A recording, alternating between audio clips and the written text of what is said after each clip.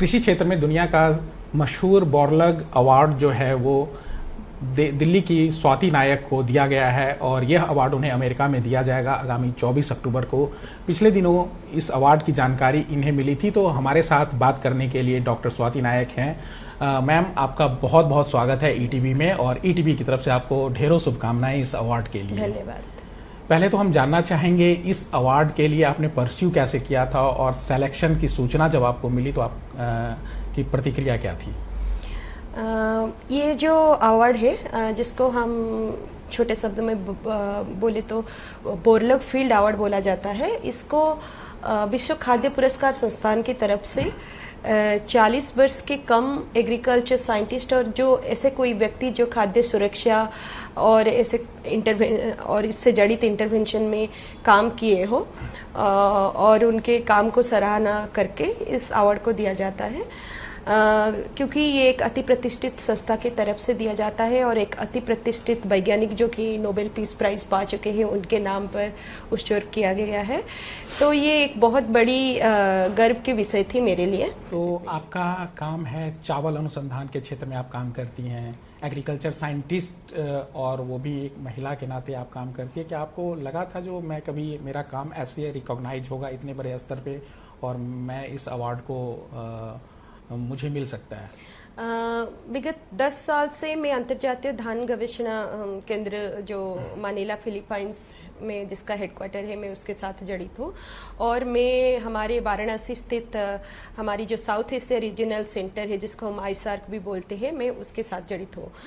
और निश्चित रूप से एक जब हम कृषि क्षेत्र की बात करते हैं और स्पेशली जब हम एक्सटेंशन की बात करते हैं, एग्रीकल्चर एक्सटेंशन, जहाँ पे हमें फील्ड में जाके किसानों के साथ काम करना है, आउटरीच डोमेन में काम करना है, और सीड सेक्टर की बात करती हूँ जिसमें मैं काम करती हूँ, वहाँ पे महिलाओं के प्रतिनिधित्व थोड़ी सी कम है, बहुत थोड़ी सी क्या बहुत कम है, बहुत कम है। तो उस हिसाब से अगर मैं ये पूरी कम्युनिटी को रिप्रेजेंट कर पा रही हूँ तो ये मेरा सौभाग्य है।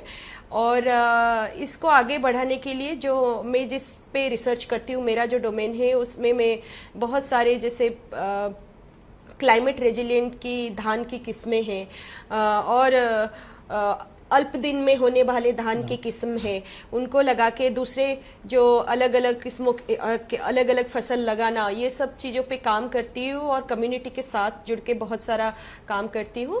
लेकिन हरित क्रांति को लेकर के बहुत सारे कृषि वैज्ञानिक ये भी मानते हैं कि इससे हमारे देश में जो स्थानीय फसलें थी, उसकी स्थानीय फसलों की जो किस्म थी उसको नुकसान पहुंचा है। चाहे पंजाब की बात कर लें, हरियाणा, पश्चिमी उत्तर प्रदेश, इन सब की खेती जो है, पहले विभिन्न फसलें यहाँ हुआ करती थी, अब इनकी खेती धान और गेहूं तक ही सीमित कर रह गई है। इससे धान में पानी बहुत लगता है, कई राज्यों में पानी का जलस्तर कम हो गया है।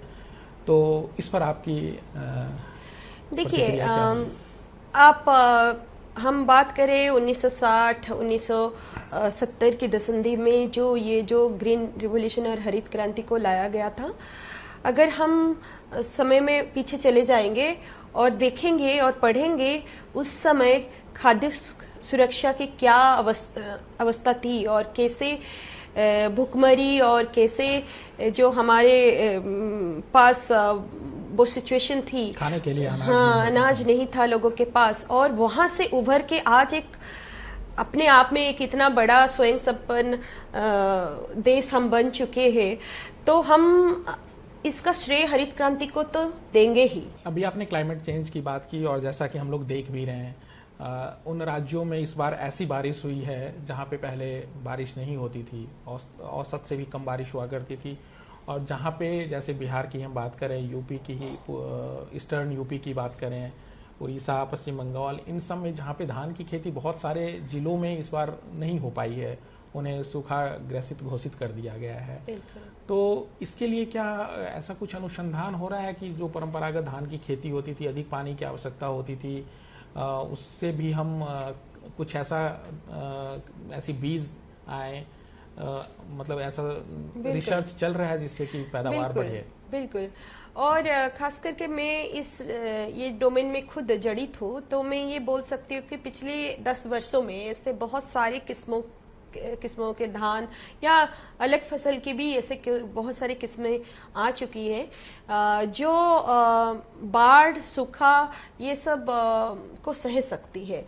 और अगर ऐसी सिचुएशन है किसानों के पास, वो उनकी जो किसानों की जो किस्में हैं उससे कई गुना ज़्यादा उत्पादन। आप सीड्स लेडी के तौर पे भी जानी जाती हैं, यह नाम कैसे आपको दिया गया? फील्ड से दिया गया या?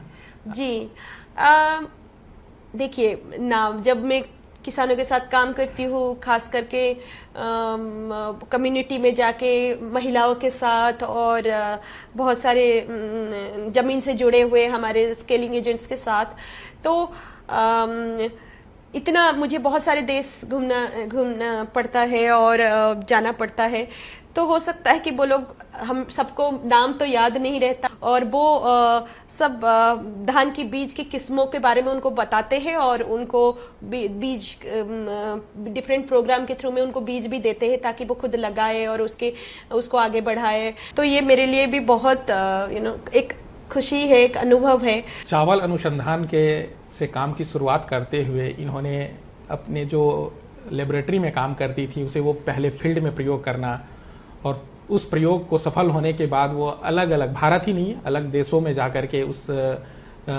सीड्स को जो देने का इन्होंने सिलसिला शुरू किया था, इससे डॉक्टर स्वाति नायक सीड्स लेडी के तौर पे भी दुनिया भर में मशहूर हो चुकी हैं। और अब वो दुनिया का प्रतिष्ठित अवार्ड लेने के लिए अमेरिका जाने वाली है। ईटीवी की तरफ से आपको मैम अग्रिम शुभकामनाएं। धन्यवाद। बहुत बहुत धन्यवाद। यहाँ नई दिल्ली से कैमरामैन संजय कुमार के साथ मैं आशुतोष झा।